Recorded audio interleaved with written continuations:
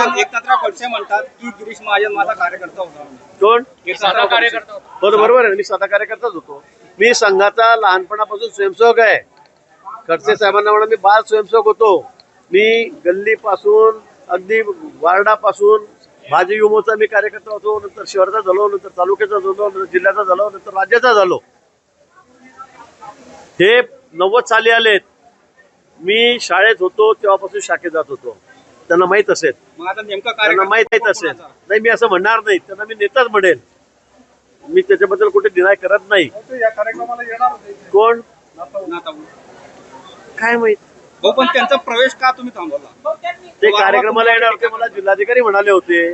पण त्यापूर्वी ते ज्या पक्षामध्ये आहेत, शरद पवार साहेब आणीबाणीचं समर्थन करतात, शरद पवार साहेब संघाला विरोध करतात.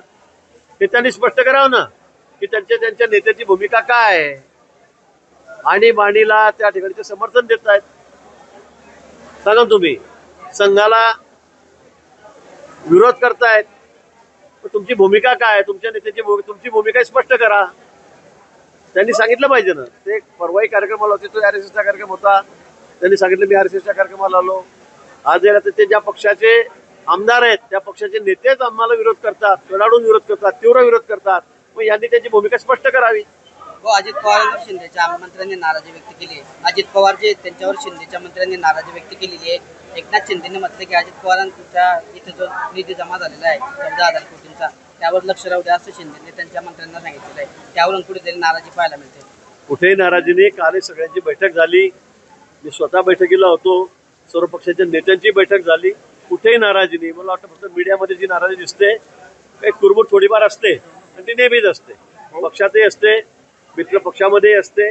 पण निश्चित आमच्यामध्ये सगळं एकमत आहे आणि एकमताने आम्ही सगळ्या पुढच्या निवडणुका लढणार आहोत.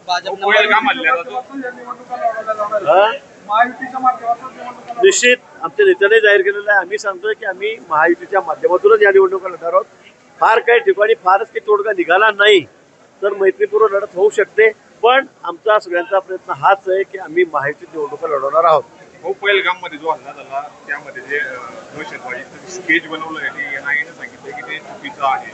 तिघे दहशतवादी आहे ते NIA ने स्पष्ट केलं की ते चुकीचं आहे. मला या संदर्भात एकनाथराव खडसे म्हणतात की गिरीश महाजन माझा कार्यकर्ता होता. कोण? बरोबर आहे, मी स्वतः कार्यकर्ताच होतो. मी संघाचा लहानपणापासून स्वयंसेवक आहे. खडसे साहेबांना म्हणा मी बाल स्वयंसेवक होतो.